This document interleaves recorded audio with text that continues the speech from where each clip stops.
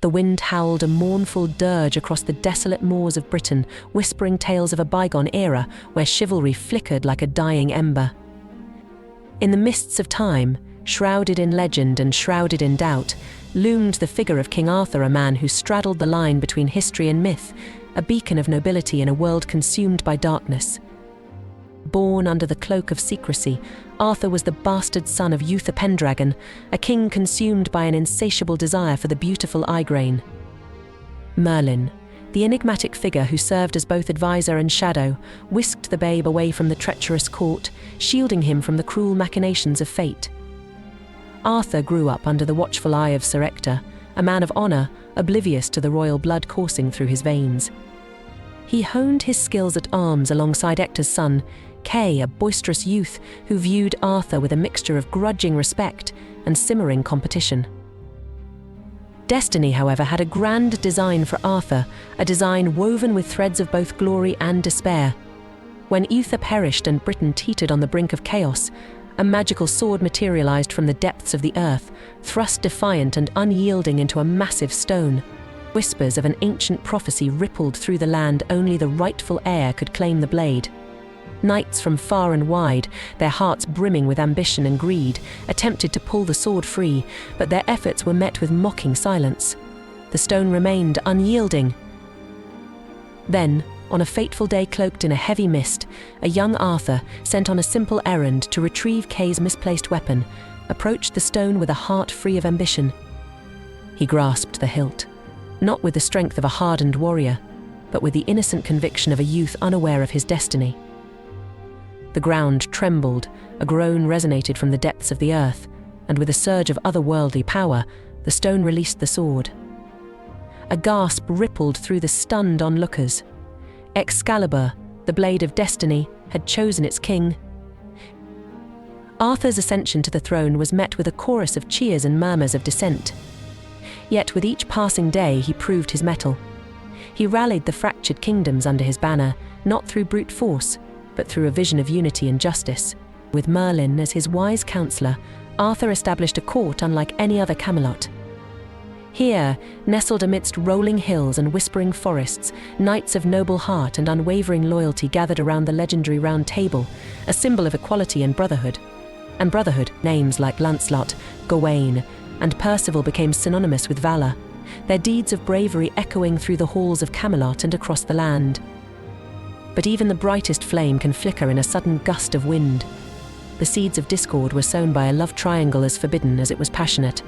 Queen Guinevere, Arthur's beautiful wife, found solace in the arms of Lancelot, his most trusted confidante.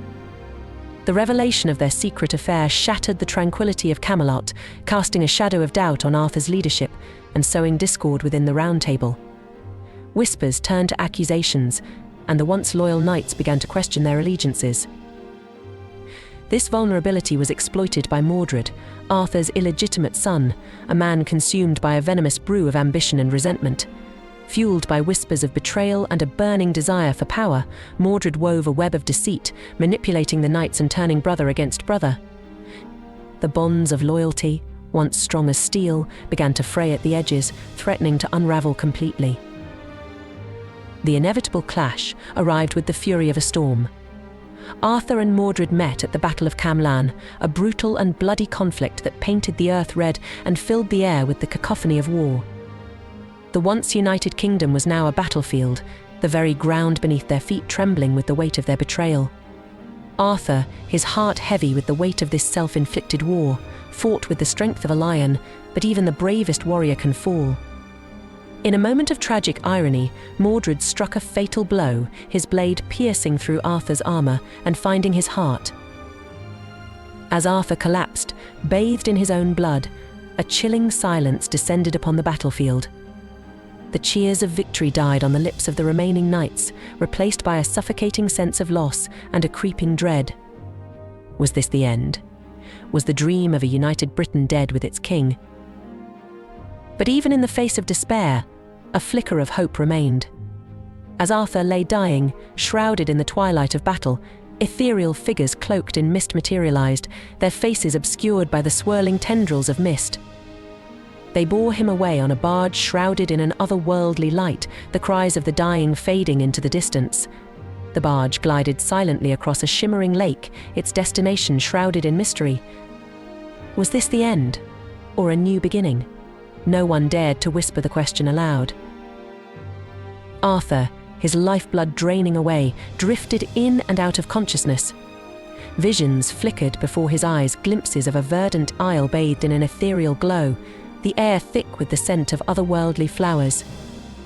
Whispers reached his ears, carried on the wind Avalon. The mythical Isle of Healing, where time itself ran differently and the veil between the living and the otherworld was thin.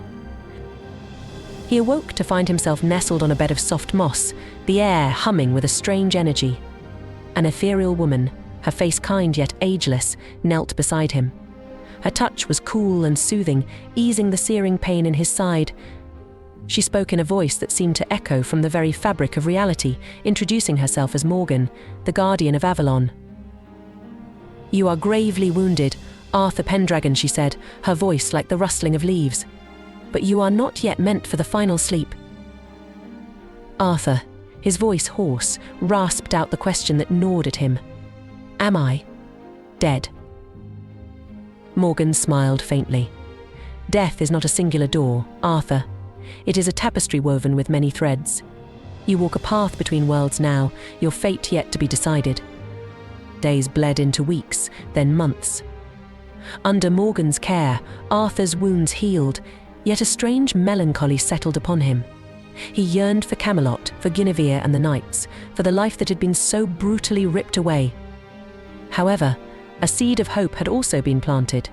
The enigmatic pronouncements of Morgan, the whispers of a yet unfulfilled destiny, stirred a flicker of determination within him. One starlit night, Arthur sat by the shore of the shimmering lake, the image of Camelot burning bright in his mind.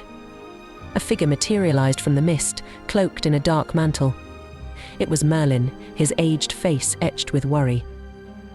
Arthur Merlin spoke, his voice hoarse but full of concern. "Britain is in turmoil. Mordred has seized the throne, and darkness descends upon the land." Arthur clenched his fists, a surge of anger coursing through him. "I must return. I must fight for my kingdom." Merlin shook his head sadly. "Your wounds are not fully healed, Arthur, and besides, a direct confrontation with Mordred would be folly.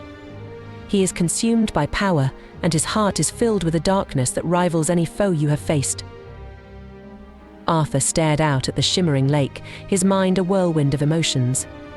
"Then what can I do? I cannot sit here while my kingdom crumbles." Merlin reached out, placing a hand on Arthur's shoulder. "There is another way, Arthur. A way that requires patience and cunning. You must train, hone your skills, and prepare for the day you can truly return. Avalon offers a sanctuary, but also a chance to become more than a king. Here you can learn the secrets of the otherworld, the ancient magic that flows through the very veins of Britain." Arthur pondered Merlin's words, the weight of his responsibility pressing down upon him. He yearned for a quick resolution, a glorious charge to reclaim his throne. But Merlin's wisdom resonated within him. Perhaps this time of exile was not a curse, but a blessing in disguise. A chance to become the king Britain truly needed, not just a warrior king, but a leader tempered by wisdom and magic. As the first rays of dawn painted the sky, Arthur stood tall, his gaze fixed upon the distant horizon. He was King Arthur Pendragon, and his story was far from over. The legend of the once and future king had just begun a new chapter, a chapter written in the mystical realm of Avalon. The fate of Britain, and perhaps Arthur himself, hung in the balance.